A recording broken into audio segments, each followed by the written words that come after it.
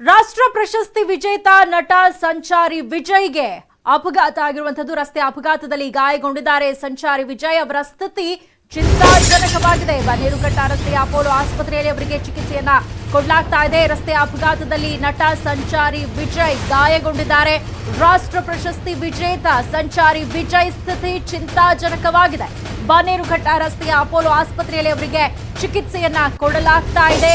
ಬೈಕ್ನಲ್ಲಿ ಸ್ನೇಹಿತರ ಜೊತೆ ತೆರಳುತ್ತಾ ಇದ್ದಾಗ ಈ ಒಂದು ಅಪಘಾತ ಆಗಿರುವಂತದ್ದು. ಬೈಕ್ ಅಪಘಾತವಾಗಿ ಮೆದುಳಿಗೆ ತೀವ್ರ ಗಾಯ ಆಗಿದೆ. ಐಸಿಯುನಲ್ಲಿ ಚಿಕಿತ್ಸೆಯನ್ನ ಅಪೋಲೋ ಆಸ್ಪತ್ರೆ ವೈದ್ಯರು ಕೊಡ್ತಾ ಇದ್ದಾರೆ.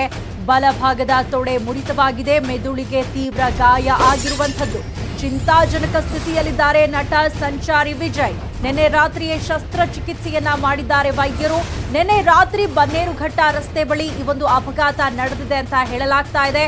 ಬೈಕ್ನಲ್ಲಿ ಸ್ನೇಹಿತರ ಜೊತೆ ತೆರಳುತ್ತಾ ಇದ್ದಂತಹ ಸಂದರ್ಭದಲ್ಲಿ ಬೈಕ್ ಅಪಘಾತಕ್ಕೀಡಾಗಿದೆ. ಪರಿಣಾಮ ಸಂಚಾರಿ ವಿಜಯ್ ಅವರಿಗೂ ಕೂಡ ಗಂಭೀರವಾಗಿ ಗಾಯಗೊಂಡಿದೆ. ಅವರ ಬಲಭಾಗದ ತೊಡೆ ಮುರಿತ ಆಗಿರುವಂಥದ್ದು ಅಲ್ಲದೆ ಅವರ ತಲೆಗೆ ತೀವ್ರ ಪೆಟ್ಟಾಗಿದ್ದರಿಂದ ಮೆದುಳಿಗೆ ಗಾಯ ಆಗಿದೆ. ಬಲಭಾಗದ ತೊಡೆ ಮುರಿತ ಆಗಿರುವಂಥದ್ದು, ಮೆದುಳಿಗೆ ತೀವ್ರ ಗಾಯ ಆಗಿರುವಂಥದ್ದು. ಚಿಂತಾಜನಕ ಸ್ಥಿತಿಯಲ್ಲಿದ್ದಾರೆ ನಟ ಸಂಚಾರಿ ವಿಜಯ್. ಅವರಿಗೆ ನಿನ್ನೆ ರಾತ್ರಿಯೇ ಶಸ್ತ್ರಚಿಕಿತ್ಸೆಯನ್ನ ಮಾಡಲಾಗಿದೆ. ಅವರ ಸ್ಥಿತಿ ಇನ್ನೂ ಕೂಡ ಗಂಭೀರವಾಗಿದೆ ಅನ್ನುವಂಥ ಮಾಹಿತಿ ಆಸ್ಪತ್ರೆ ಮೂಲಗಳಿಂದ ಲಭ್ಯ ಆಗಿರುವಂಥದ್ದು.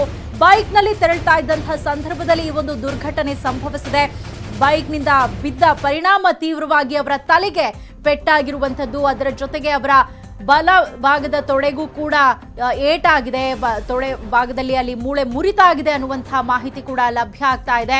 ಸದ್ಯದ ಸಿಚುವೇಶನ್ ತುಂಬಾ ಕ್ರಿಟಿಕಲ್ ಅಂತ ಅಪೋಲೋ ಆಸ್ಪತ್ರೆಯ ವೈದ್ಯರು ತಿಳಿಸಿದ್ದಾರೆ. ನಿನ್ನೆ ರಾತ್ರಿ ಅವರಿಗೆ ಶಸ್ತ್ರಚಿಕಿತ್ಸೆಯನ್ನ ಕೂಡ ಮಾಡಲಾಗಿದೆ. ರಾಷ್ಟ್ರ ಪ್ರಶಸ್ತಿ ವಿಜೇತ ಸಂಚಾರಿ ವಿಜಯ್ ಅವರ ಸ್ಥಿತಿ ಇದೀಗ ಗಂಭೀರ ಆಗಿರುವಂತದ್ದು. ಐಸಿಯುನಲ್ಲಿ ಅವರಿಗೆ ಚಿಕಿತ್ಸೆಯನ್ನ ಕೊಡಲಾಗ್ತಾ ಇದೆ. ಶಸ್ತ್ರಚಿಕಿತ್ಸೆ ಬಳಿಕವೂ ಕೂಡ ಡಾಕ್ಟರ್ ಹೇಳ್ತಾ ಇರುವಂತದ್ದು ಸದ್ಯಕ್ಕೆ ಈಗ ಅವರ ಸಿಚುವೇಶನ್ ಕ್ರಿಟಿಕಲ್ ಅಂತಾನೆ ಹೇಳಬಹುದು ಅನ್ನುವಂತಹ ಮಾಹಿತಿಯನ್ನ ಕೊಟ್ಟಿದ್ದಾರೆ. ಈ ಬಗ್ಗೆ ಹೆಚ್ಚಿನ ಮಾಹಿತಿಯನ್ನ ಪಡ್ಕೊಳ್ಳೋಣ. ನಮ್ಮ ಪ್ರತಿನಿಧಿ ಹರ್ಷ ಇದೀಗ ನಮ್ಮ ಜೊತೆ ದೂರವಾಣಿ ಸಂಪರ್ಕದಲ್ಲಿ ಜಾಯಿನ್ ಆಗಿದ್ದಾರೆ. ಹರ್ಷ, ಎಷ್ಟೊತ್ತಿಗೆ ಒಂದು ಘಟನೆ ಆಗಿರುವಂತದ್ದು? ಈಗ ಆಲ್ರೆಡಿ ಅವರಿಗೆ ಶಸ್ತ್ರಚಿಕಿತ್ಸೆಯನ್ನ ಕೂಡ ಮಾಡಲಾಗಿದೆ. ಸದ್ಯದ ಅವರ ಆರೋಗ್ಯ ಸ್ಥಿತಿ ಬಗ್ಗೆ ವೈದ್ಯರು ಏನ್ ಮಾಹಿತಿ ಕೊಟ್ಟಿದ್ದಾರೆ? ನಿನ್ನೆ ತಡರಾತ್ರಿ ಅವರಿಗೆ ಆಕ್ಸಿಡೆಂಟ್ ಆಗಿರುವಂತದ್ದು. ಆ ಕುರಿತು ಹೇಗಾಯ್ತು ಅನ್ನೋದಕ್ಕೆ ಸಂಬಂಧಪಟ್ಟಂಗೆ ಇನ್ನೂ ಮಾಹಿತಿ ಬಂದಿಲ್ಲ. ಆದ್ರೆ ತಮ್ಮ ಗೆಳೆಯನ ಜೊತೆ ಬೈಕ್ ನಲ್ಲಿ ಹೋಗ್ತಾ ಇರ್ಬೇಕಾಗಿದ್ರೆ ನಿನ್ನೆ ನೈಟ್ ಆಗಿರುವಂತ ಒಂದು ಆಕ್ಸಿಡೆಂಟ್. ತಕ್ಷಣ ಅವರನ್ನ ಬನ್ನೇರುಘಟ್ಟ ರಸ್ತೆಯ ಅಪೋಲೋ ಆಸ್ಪತ್ರೆಗೆ ಅವರನ್ನ ಚಿಕಿತ್ಸೆಗೆ ಸೇರಿಸಲಾಗಿದೆ. ಅಲ್ಲಿ ವೈದ್ಯರ ತಕ್ಷಣ ಅವರಿಗೆ ಒಂದು ಪ್ರಥಮ ಚಿಕಿತ್ಸೆ ಆಗಿರ್ಬೋದು ಅಥವಾ ಏನೇನು ಟೆಸ್ಟ್ ಮಾಡ್ಬೇಕೆಲ್ಲ ಟೆಸ್ಟ್ ಅನ್ನ ಮಾಡಿ ಈಗಾಗಲೇ ಐಸಿಯುನಲ್ಲಿ ಅಡ್ಮಿಟ್ ಮಾಡ್ಕೊಂಡು ಒಂದು ಆಪರೇಷನ್ ಸರ್ಜರಿ ಸಹ ಮಾಡಲಾಗಿದೆ. ಈಗ ನೆಕ್ಸ್ಟ್ 24 ಗಂಟೆಗಳ ಕಾಲ ಅವರು ಈ ಒಂದು ಆಪರೇಷನ್ಗೆ ಅಥವಾ ಚಿಕಿತ್ಸೆಗೆ ಯಾವ ರೀತಿ ಸ್ಪಂದಿಸ್ತಾರೆ ಅನ್ನೋದಕ್ಕೆ ಸಂಬಂಧಪಟ್ಟಂತೆ ಅದರ ಮೇಲೆ ಎಲ್ಲವೂ ಸಹ ಅವಲಂಬಿತವಾಗಿದೆ ಅನ್ನೋ ಒಂದು ಮಾಹಿತಿಯನ್ನ ಅಲ್ಲಿನ ವೈದ್ಯರು ನೀಡ್ತಾ ಇರುವಂತದ್ದು. ಹರ್ಷ, ಈಗ ತುಂಬಾ ಕ್ರಿಟಿಕಲ್ ಆಗಿದೆ. ಬೈಕ್ನಿಂದ ಬಿದ್ದ ಪರಿಣಾಮ ಅವರ ತಲೆಗೆ ಗಂಭೀರವಾಗಿ ಗಾಯ ಆಗಿದೆ ಅನ್ನುವಂತಹ ಮಾಹಿತಿಯನ್ನ ಸ್ವತಃ ವೈದ್ಯರೇ ಕೊಡ್ತಾ ಇದ್ದಾರೆ. ಬಟ್ ಅವರ ಕುಟುಂಬಸ್ಥರನ್ನ ಯಾರನ್ನಾದ್ರೂ ಸಂಪರ್ಕ ಮಾಡೋದಕ್ಕೆ ಪ್ರಯತ್ನ ಪಟ್ರ? ಯಾಕಂದ್ರೆ ಬೈಕ್ನಲ್ಲಿ ಅವ್ರ ಜೊತೆ ಸ್ನೇಹಿತ ಕೂಡ ಇದ್ರು. ಅವರ ಸಿಚುವೇಶನ್ ಹೇಗಿದೆ? ಇಬ್ಬರ ಸಿಚುವೇಶನ್ ಕೂಡ ಕ್ರಿಟಿಕಲ್ ಆಗಿದೆಯಾ? ಎಷ್ಟೊತ್ತಿಗೆ ಆಗಿರುವಂತದ್ದು ಅನ್ನೋದ್ರ ಬಗ್ಗೆ ಏನಾದ್ರೂ ಮಾಹಿತಿ ಸಿಗ್ತಿದ್ಯಾ? ಹೌದು, ಖಂಡಿತವಾಗ್ಲೂ ಅವರಿಗೆ ಏನಂತಂದ್ರೆ ಮೆದುಳಿನ ಬಲಭಾಗ, ತಲೆಯ ಬಲಭಾಗಕ್ಕೆ ಏರ್ಬಿದ್ದಿರುವಂತದ್ದು, ತೀವ್ರ ರಕ್ತಸ್ರಾವ ಕೂಡ ಆಗಿರುವಂತದ್ದು, ಹಾಗೆ ತೊಡೆಯ ಭಾಗ ಕೂಡ ಮುರಿದಿದೆ ಅಂತ ತುಂಬಾ ಕ್ರಿಟಿಕಲ್ ಆಗಿ ಇರುವ ಕಾರಣ ನಿನ್ನೆ ರಾತ್ರಿ ಆಸ್ಪತ್ರೆಗೆ ಸೇರಿಸಿದ ತಕ್ಷಣ ಅವರಿಗೆ ಆಪರೇಷನ್ ಸರ್ಜರಿಯನ್ನ ಮಾಡಿರುವಂತದ್ದು, ಹಾಗೆ ಐಸಿಯುನಲ್ಲಿ ಇಟ್ಟಿರುವಂತದ್ದು. ಈ ಕುರಿತು ಅವರ ಕುಟುಂಬದವರನ್ನ ಸಂಪರ್ಕ ಮಾಡೋದಕ್ಕೆ ಪ್ರಯತ್ನ ಪಡ್ತಾ ಇದ್ವಿ, ಹಾಗೂ ಅವರ ಚಿತ್ರರಂಗದ ಗೆಳೆಯರನ್ನು ಸಹ ಸಂಪರ್ಕ ಮಾಡೋದಕ್ಕೆ ಪ್ರಯತ್ನ ಪಡ್ತಾ ಇದ್ವಿ. ಆದ್ರೆ ಆ ಒಂದು ಯಾವ ಸ್ನೇಹಿತರಾಗಿರ್ಬೋದು ಅಥವಾ ಕುಟುಂಬದವರಾಗಿರ್ಬೋದು ಅವರಿಂದ ಇನ್ನೂ ಯಾವುದೇ ರೀತಿಯಂತ ಒಂದು ಮಾಹಿತಿ ಸಿಕ್ಕಿಲ್ಲ.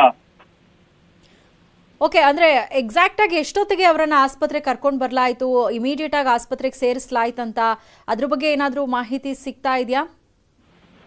ಈ ಕುರಿತು ಮಾಹಿತಿ ಕಲೆ ಹಾಕ್ತಾ ಇದೀವಿ. ಅಂತಂದ್ರೆ ನಿನ್ನೆ ನೈಟ್ ಅವರು ಗೆಳೆಯನ ಜೊತೆನಲ್ಲಿ ಹೋಗ್ತಾ ಇರ್ಬೇಕಾಗಿದ್ರೆ ಅಪಘಾತ ಸಂಭವಿಸಿರುವಂತದ್ದು. ಅಪಘಾತ ಸಂಭವಿಸಿದ ತಕ್ಷಣ ಏನಂತಂದ್ರೆ ಹೆಚ್ಚಿನ ಒಂದು ರಕ್ತಸ್ರಾವ ಆಗ್ತಾ ಇದ್ದಂತ ಅಥವಾ ಕ್ರಿಟಿಕಲ್ ಆಗಿರುವಂತದನ್ನ ಕಂಡು ಬಂದು ತಕ್ಷಣ ಅಲ್ಲಿ ಸ್ಥಳೀಯರು ಅವರನ್ನ ಆಸ್ಪತ್ರೆಗೆ ಕರ್ಕೊಂಡೋಗಿ ಸೇರಿಸ್ತಾರೆ ಅನ್ನೋ ಒಂದು ಮಾಹಿತಿ ಬಂದಿರುವಂತದ್ದು. ಆ ಬಳಿಕ ಯಾವ ರೀತಿ ಅಂತ ಒಂದು ಚಿಕಿತ್ಸೆಯನ್ನ ಕೊಡ್ತಾ ಇದ್ದಾರೆ. ಆ ಎಲ್ಲ ಚಿಕಿತ್ಸೆಗಳು ಈಗ ಆಗಿದ್ದಾವೆ, ಆಪರೇಷನ್ ಕೂಡ ಆಗಿದೆ. ನೆಕ್ಸ್ಟ್ 24 ಗಂಟೆ ಏನಿದೆ ಅದು ತುಂಬಾ ಕ್ರಿಟಿಕಲ್ ಆಗಿರುತ್ತೆ ಅನ್ನೋ ಒಂದು ಮಾಹಿತಿಯನ್ನ ಆಸ್ಪತ್ರೆಯಲ್ಲಿ ನೀಡ್ತಾ ಇರುವಂತದ್ದು. ನಾವು ಸಹ ಈಗ ಆಸ್ಪತ್ರೆ ಹತ್ರ ಹೋಗ್ತಾ ಇದೀವಿ. ಅಲ್ಲಿ ಚಿತ್ರರಂಗದ ಗೆಳೆಯರಾಗಿರ್ಬೋದು ಅಥವಾ ಅವರ ಆಪ್ತರಾಗಿರ್ಬೋದು ಅಥವಾ ಅವರ ಕುಟುಂಬದವರಾಗಿರ್ಬೋದು, ಆಸ್ಪತ್ರೆ ಆಡಳಿತ ಮಂಡಳಿ ಆಗಿರ್ಬೋದು, ಯಾರನ್ನಾದ್ರೂ ಈಗ ಮಾತಾಡ್ತೀವಿ. ಓಕೆ ಹರ್ಷ, ಮತ್ತಷ್ಟು ಮಾಹಿತಿಗಾಗಿ ಮತ್ತೆ ಸಂಪರ್ಕ ಮಾಡ್ತೀನಿ. ಒಟ್ಟಾರೆ ಸಂಚಾರಿ ವಿಜಯ್ ಅವರ ಸ್ಥಿತಿ ತುಂಬಾನೇ ಕ್ರಿಟಿಕಲ್ ಆಗಿದೆ. ಇನ್ನು 24 ಗಂಟೆಗಳ ಕಾಲ ಅವ್ರು ಹೇಗೆ ರೆಸ್ಪಾಂಡ್ ಮಾಡ್ತಾರೆ ಅನ್ನೋದ್ರ ಮೇಲೆ ಅವ್ರು ಯಾವ ರೀತಿ ರಿಕವರ್ ಆಗ್ತಾರೆ ಅನ್ನೋದನ್ನ ಹೇಳಬಹುದು ಅಂತ ಸ್ವತಃ ವೈದ್ಯರೇ ಹೇಳಿದ್ದಾರೆ.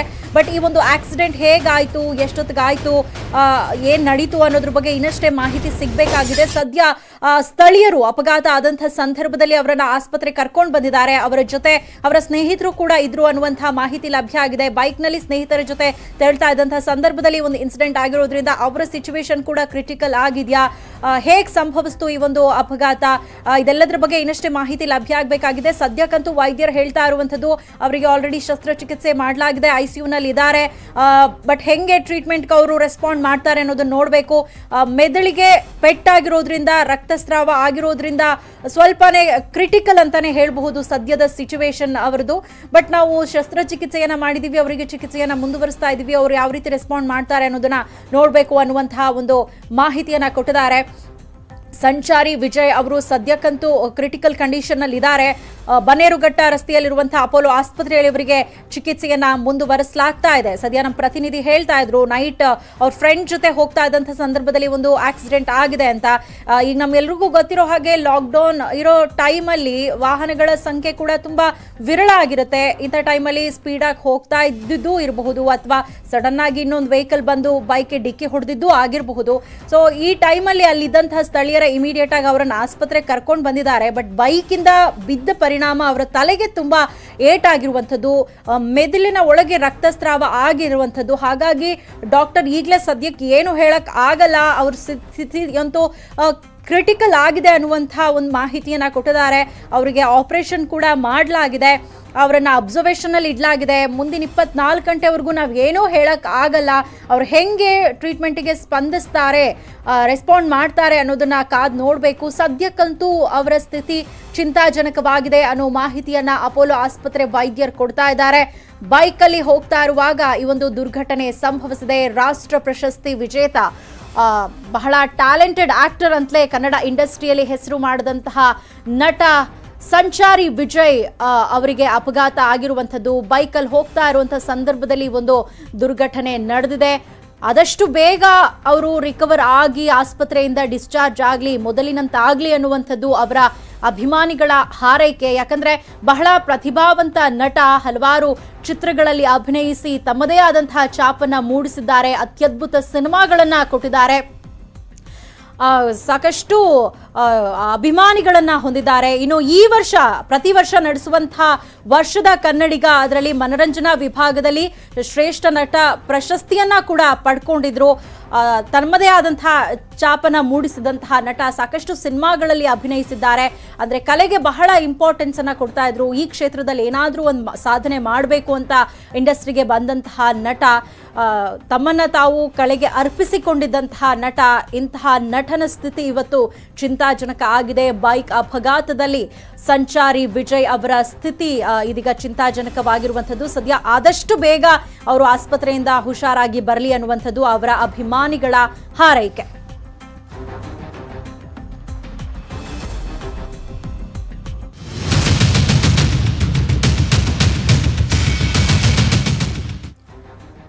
ಈ ವರ್ಷ ಶಾಲಾ ಶುಲ್ಕ ಕಡಿಮೆ ಮಾಡಲ್ಲ, ಯಾವುದೇ ಕಾರಣಕ್ಕೂ ಶುಲ್ಕ ಕಡಿಮೆ ಮಾಡಲ್ಲ ಅಂತ ಖಾಸಗಿ ಶಾಲೆಗಳ ಒಕ್ಕೂಟ ಇದೀಗ ಒಂದು ಡಿಸಿಷನ್ಗೆ ಬಂದಿದೆ. ಈ ವರ್ಷ ಏನೇ ಆಗಲಿ ನಾವಂತೂ ಸ್ಕೂಲ್ ಫೀಸ್ ಅಲ್ಲಿ ₹1 ಕೂಡ ಕಡಿಮೆ ಮಾಡಲ್ಲ. ಈ ವರ್ಷ ನಾವು ಶಾಲಾ ಶುಲ್ಕವನ್ನ ಕಡಿಮೆ ಮಾಡೋ ಚಾನ್ಸೇ ಇಲ್ಲ ಅಂತ ಖಾಸಗಿ ಶಾಲೆಗಳ ಒಕ್ಕೂಟದವರು ಇದೀಗ ನಿರ್ಧಾರ ಮಾಡಿದ್ದಾರೆ. ಈ ವರ್ಷ 20% ಮಕ್ಕಳ ದಾಖಲಾತಿಯೇ ಆಗಿಲ್ಲ. ಶಿಕ್ಷಣ ಸಚಿವರು ನಮ್ಮನ್ನ ಕಷ್ಟಕ್ಕೆ ಸಿಲುಕಿಸಿದ್ದಾರೆ, ಸರ್ಕಾರದಿಂದ ನಮ್ಗೇನು ಸಹಾಯ ಆಗಿಲ್ಲ ಅಂತ ಗರಂ ಆಗಿದ್ದಾರೆ. ಇನ್ನು 20% ಅಷ್ಟು ಮಕ್ಕಳ ಅಡ್ಮಿಷನ್ ಆಗಿಲ್ಲ. ಇಂತಹ ಸಂದರ್ಭದಲ್ಲಿ ನಾವು ಶಾಲೆಗಳನ್ನ ನಡೆಸೋದು ಹೇಗೆ, ಶಾಲೆ ಮೇಂಟೆನೆನ್ಸ್ ಮಾಡೋದು ಹೇಗೆ, ಶಿಕ್ಷಕರಿಗೆ ಸಂಬಳ ಕೊಡೋದು ಹೇಗೆ? ಸೊ ಹಾಗಾಗಿ ನಾವಂತೂ ಈ ಬಾರಿ ನಾವು ಫೀಸನ್ನ ಕಡಿಮೆ ಮಾಡೋ ಚಾನ್ಸೇ ಇಲ್ಲ. ಸರ್ಕಾರ ನಮಗೆ ಫೀಸ್ ಕಡಿಮೆ ಮಾಡಿ ಅಂತ ಹೇಳುತ್ತೆ, ಆದ್ರೆ ಸರ್ಕಾರದಿಂದ ನಮಗೆ ಯಾವುದೇ ರೀತಿಯಾದಂತಹ ಸಹಾಯ ಕೂಡ ಆಗಿಲ್ಲ ಅಂತ ಅವರು ಸಿಟ್ಟಾಗಿದ್ದಾರೆ. ಸುರೇಶ್ ಕುಮಾರ್ ಪ್ರಚಾರದ ಮಾತನ್ನ ಬಿಡಬೇಕು, ಶಿಕ್ಷಣ ಇಲಾಖೆಯಲ್ಲಿರುವ ಅವ್ಯವಸ್ಥೆಯನ್ನ ಬದಲಿಸಬೇಕು ಅಂತ ಹೇಳಿದ್ದಾರೆ. 700 ಕೋಟಿ RTE ಹಣ ಬಾಕಿ ಉಳಿದಿದೆ, ಅದನ್ನಾದ್ರೂ ಕೊಡಬೇಕು, ಆದ್ರೆ ಅದನ್ನು ಕೊಡೋದಕ್ಕೆ ಸರ್ಕಾರ ಮನಸ್ಸು ಮಾಡ್ತಾ ಇಲ್ಲ. ಶುಲ್ಕ ವಿಚಾರಕ್ಕೆ ಸಂಬಂಧಪಟ್ಟಂತೆ ಖಾಸಗಿ ಶಾಲೆಗಳ 10 ಒಕ್ಕೂಟಗಳಿಂದ ಇವತ್ತು ವರ್ಚುವಲ್ ಮೀಟಿಂಗ್ ನಡೆಯಿತು. ವರ್ಚುವಲ್ ಸುದ್ದಿಗೋಷ್ಠಿಯಲ್ಲಿ ಕ್ಯಾಂಪ್ಸ್ ಕಾರ್ಯದರ್ಶಿ ಶಶಿಕುಮಾರ್, ಐಸಿಎಸ್ಸಿ, ಸಿಬಿಎಸ್ಇ, RUPSA, ಕೂಸ್ಮಾ ಸಂಘಟನೆಯವರು ಸೇರಿದಂತೆ ಹಲವು ಸಂಘಟನೆಗಳ ಮುಖಂಡರು ಇವತ್ತು ವರ್ಚುವಲ್ ಮೀಟಿಂಗ್ ಮಾಡಿದ್ರು. ಸೊ ಈ ಒಂದು ಮೀಟಿಂಗ್ ನ ಪ್ರಮುಖ ಡಿಸಿಷನ್ ಅಂತಂದ್ರೆ ಈ ವರ್ಷ ನಾವು ಶಾಲಾ ಶುಲ್ಕವನ್ನ ಕಡಿಮೆ ಮಾಡೋದಿಲ್ಲ ಅನ್ನುವಂಥ ಒಂದು ನಿರ್ಧಾರಕ್ಕೆ ಖಾಸಗಿ ಶಾಲೆಗಳ ಒಕ್ಕೂಟದವರು ಬಂದಿದ್ದಾರೆ. ಹೋದ ವರ್ಷ 70% ಶುಲ್ಕವನ್ನ ನಿಗದಿಪಡಿಸಿದ್ದು ಕೋರ್ಟ್ ಅಲ್ಲಿ ಇದೆ. ಕಾರಣ ಅದು ಅನ್ಸೈಂಟಿಫಿಕ್ ಒಂದು. ಆದ್ರೆ ಆ 70% ಬರೀ ಹೋದ ವರ್ಷಕ್ಕೆ ಮಾತ್ರ. ಅದು ಬಿಟ್ಟು ಹೋದ ವರ್ಷದ ಮುಂಚೆ ಇದ್ದಿದ್ದು ಈ ವರ್ಷ ಮತ್ತೆ ಯಥಾಸ್ಥಿತಿ ನಾವು ಹೋದ ವರ್ಷ ಅಲ್ಲ ಆದ್ರೆ ಹಿಂದಿನ ವರ್ಷದ ಶುಲ್ಕ ಏನ್ ಪಡಿತಾ ಇದ್ವಿ ಅದ್ರ ಮೇಲೆ 15%, ಅದ್ರ ಮೇಲೆ ಈ ವರ್ಷದ 15% ಬಿಟ್ಟು ಹೋದ ವರ್ಷದಲ್ಲ ಆದ್ರೆ ಹಿಂದಿನ ವರ್ಷದ ಶುಲ್ಕವನ್ನ ಇವತ್ತಿಗೂ ಪಡಿತಾ ಇದ್ದೇವೆ ಅನ್ನೋದನ್ನ ಸ್ಪಷ್ಟಪಡಿಸ್ತೀವಿ. ನಮ್ಮಿಂದ ನೀವು ದುಡ್ಡು ತಗೊಂತಾ ಇದ್ದೀರಾ, ಹಾಗಾಗಿ ನಾವು ಹಳೆ ದುಡ್ಡನ್ನ ತಗೊಂತಾ ಇದ್ದೀವಿ. ಹೊಸ ಟ್ಯಾಕ್ಸ್ ಅನ್ನ ಹಾಕಿಲ್ವಲ್ಲ, ಇನ್ಫ್ಲೇಷನ್ ನಾವು 2 ವರ್ಷದಿಂದ ನೋಡಿಲ್ವಲ್ಲ. ಇದಕ್ಕೆ ನೇರವಾದ ಉತ್ತರ ಸತ್ಯ ಇಲ್ಲಿದೆ. ಇದನ್ನ ಯಾರು ಅರ್ಥ ಮಾಡ್ಕೊಂತಲ್ಲ. ನೀವು ನಾರ್ಮಲ್ ಆಗಿ ಯಾಕೆ ನೀವು ಹೆಚ್ಚಿಗೆ ಶುಲ್ಕ ನೀವು ಬಿಡಕ್ಕಾಗಲ್ಲ? ಅಲ್ಲ ಸ್ವಾಮಿ, ನಾವು ಈಗಾಗಲೇ 2 ವರ್ಷ ಬಿಟ್ಟಿದೀವಲ್ಲ. ಹೋದ ವರ್ಷ 70 ಬಟ್ ನಾರ್ಮಲ್ ಡೇಸ್ ಅಲ್ಲದು. ಇದು ಏನಾಗುತ್ತೆ ಅಂತಂದರೆ ಕೊರೋನಾ ಇರುವಂತಹ ಒಂದು ಸಂಕಷ್ಟ ಅಂತ ಪರಿಸ್ಥಿತಿನಲ್ಲಿ ಸೊ ನಾವು ಫೀಸಸನ್ನು ಹೆಚ್ಚಿಗೆ ಮಾಡಬಾರ್ದು ಅನ್ನೋದು ಸರ್ಕಾರ ನಿರ್ದೇಶನವೂ ಇದೆ.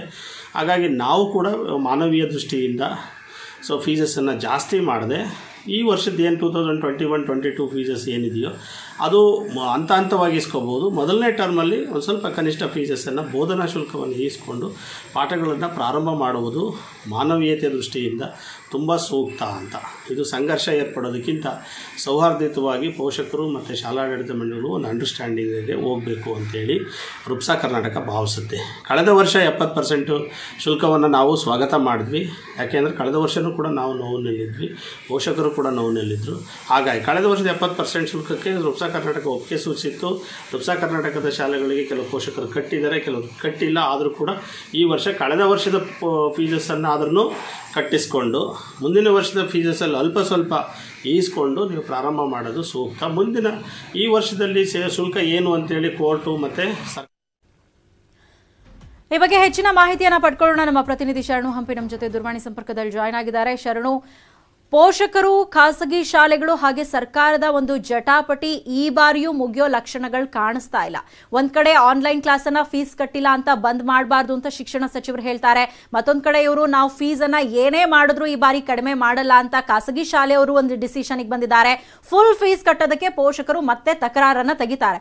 ಸೊ ಈ ಬಾರಿಯೂ ಕೂಡ ಈ ಒಂದು ಗೊಂದಲಗಳು ಹಾಗೆ ಮುಂದುವರಿಯುತ್ತೆ ಅಂತ ಅನಿಸ್ತಿದೆ ಅಲ್ವಾ?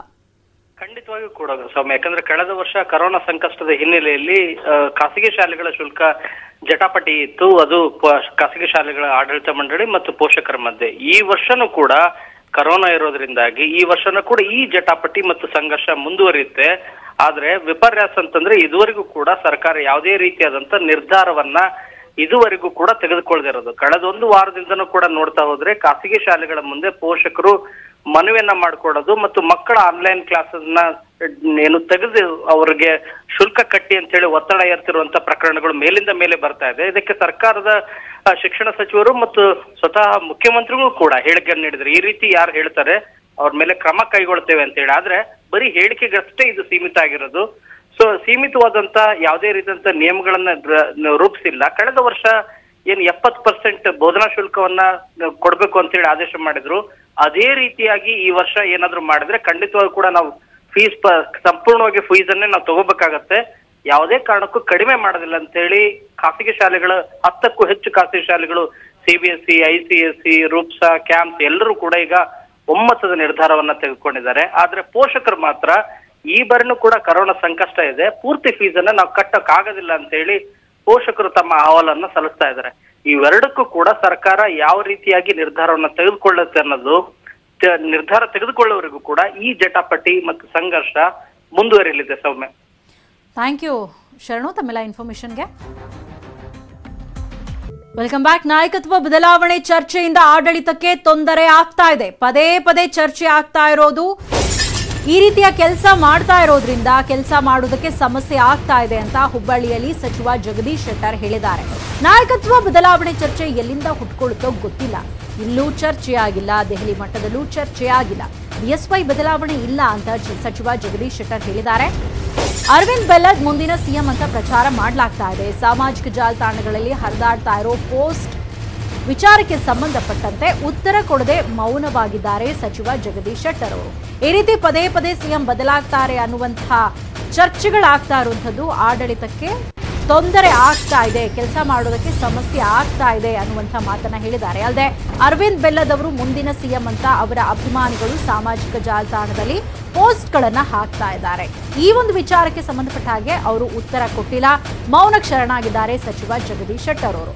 ಸೊ ಸದ್ಯಕ್ಕಂತೂ ಇಲ್ಲೂ ನಾಯಕತ್ವ ಬದಲಾವಣೆ ಬಗ್ಗೆ ಯಾವುದೇ ರೀತಿಯಾದಂತಹ ಚರ್ಚೆಗಳಾಗ್ತಾ ಇಲ್ಲ, ದೆಹಲಿ ಮಟ್ಟದಲ್ಲೂ ಯಾವುದೇ ರೀತಿಯಾದಂತಹ ಚರ್ಚೆ ಆಗ್ತಿಲ್ಲ.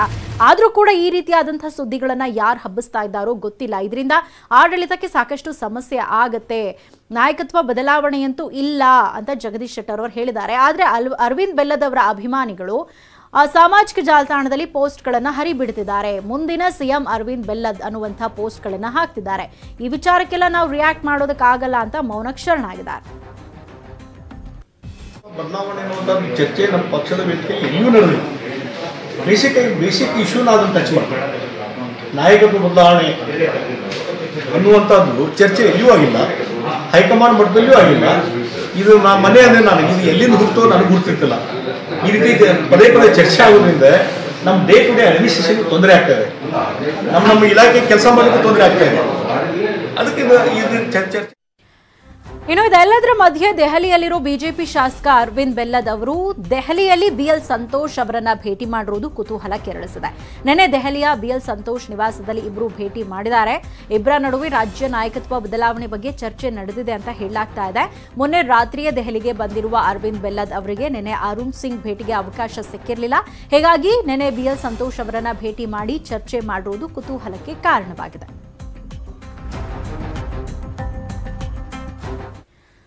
ರಾಜ್ಯದ ಮುಂದಿನ ಸಿಎಂ ಅರವಿಂದ್ ಬೆಲ್ಲದ್ ಹೇಗಂತ ಫೇಸ್ಬುಕ್ನಲ್ಲಿ ಬೆಲ್ಲದ್ ಫ್ಯಾನ್ಸ್ ಪೋಸ್ಟ್ ಹರಿದಾಡ್ತಾ ಇದೆ. ಹುಬ್ಬಳ್ಳಿ ಧಾರವಾಡ ಮಂದಿ ಅನ್ನೋ ಪೇಜ್ನಲ್ಲಿ ಬಿಜೆಪಿ ಶಾಸಕ ಅರವಿಂದ್ ಬೆಲ್ಲದ್ ಫೋಟೋವನ್ನ ಹಾಕಿ ವೀರಶೈವ ಲಿಂಗಾಯತ ಮುಂದಿನ ಸಿಎಂ ಅಂತ ಪೋಸ್ಟ್ ಮಾಡಿದ್ದಾರೆ. ಈ ಫೇಸ್ಬುಕ್ ಪೋಸ್ಟ್ ಭಾರೀ ವೈರಲ್ ಆಗ್ತಾ ಇದೆ. ನಾಯಕತ್ವ ಬದಲಾವಣೆ ಚರ್ಚೆ ಜೋರಾಗಿರೋವಾಗಲೇ ಹುಬ್ಬಳ್ಳಿ ಧಾರವಾಡ ಪಶ್ಚಿಮ ಕ್ಷೇತ್ರದ ಬಿಜೆಪಿ ಶಾಸಕರಾಗಿರೋ ಅರವಿಂದ್ ಬೆಲ್ಲದ್ ಸದ್ಯ ದೆಹಲಿಯಲ್ಲಿದ್ದಾರೆ. ಹೀಗಿರೋವಾಗಲೇ ಈ ಫೇಸ್ಬುಕ್ ಪೋಸ್ಟ್ ತೀವ್ರ ಚರ್ಚೆಗೆ ಗ್ರಾಸವಾಗಿದೆ.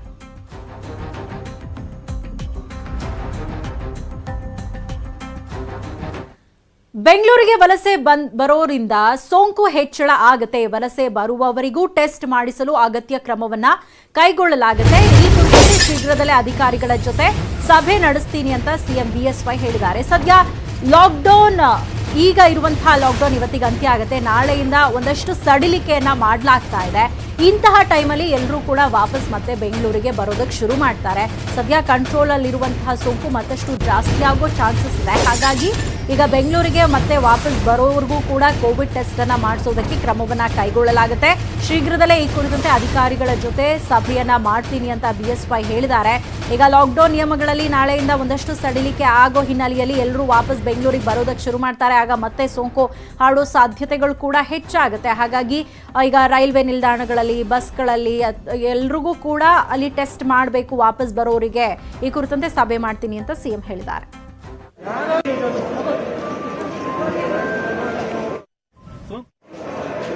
ಇವತ್ತು ಜಾಸ್ತಿ ಆಗೋ ಲಕ್ಷಣ ಇದೆ. ಸೊ ಬರ್ತಿರೋರು ಟೆಸ್ಟ್ ಮಾಡಿಸ್ಬೇಕು, ಏನು ಆಗ್ತಿಲ್ಲ ಸರ್ ಸರಿಯಾಗಿ. ನಾನು ಇವಾಗಲೇ ಅವರ ಅಧಿಕಾರಿಗಳ ಜೊತೆ ಮಾತಾಡ್ತೇನೆ. ಬರುವಂಥವ್ರಿಗೆ ಬಿಗಿಯಾದ ಟೆಸ್ಟ್ ಮಾಡಿ ಇಲ್ಲಿಗೆ ಬರೋ ರೀತಿ ನೋಡ್ಕೊಳ್ಳೋಕೆ ಏನು ವ್ಯವಸ್ಥೆ ಬೇಕೋ ನಿಮ್ಮ ಸಲಹೆ ಏನಿದೆ ಅದನ್ನು ನಾನು ಖಂಡಿತ ಗಂಭೀರವಾಗಿ ಪರಿಗಣಿಸ್ತೇನೆ, ಸರಿಪಡಿಸೋ ಪ್ರಯತ್ನ. ಸರ್ ಬೆಂಗಳೂರಿಗೆ ತುಂಬಾ ಜನ ವಲಸೆ ವಾಪಸ್ ಬರ್ತಾ ಇದ್ದಾರೆ, ಬಟ್ ಟೆಸ್ಟಿಂಗ್ ಸರಿಯಾಗಿ ಆಗ್ತಿಲ್ಲ. ಬರ್ತಿರೋರಿಗೆ ಸೋಂಕು ಸ್ವಲ್ಪ ಜಾಸ್ತಿ, ನೆನ್ನೆನೂ ಜಾಸ್ತಿ ಆಯಿತು, ಇವತ್ತು ಜಾಸ್ತಿ ಆಗೋ ಲಕ್ಷಣ ಇದೆ. ಸೊ ಬರ್ತಿರೋರು ಟೆಸ್ಟ್ ಮಾಡಿಸ್ಬೇಕು, ಏನು ಆಗ್ತಿಲ್ಲ ಸರ್ ಸರಿಯಾಗಿ. ನಾನು ಇವಾಗಲೇ ಅವರ ಅಧಿಕಾರಿಗಳ ಜೊತೆ ಮಾತಾಡ್ತೇನೆ.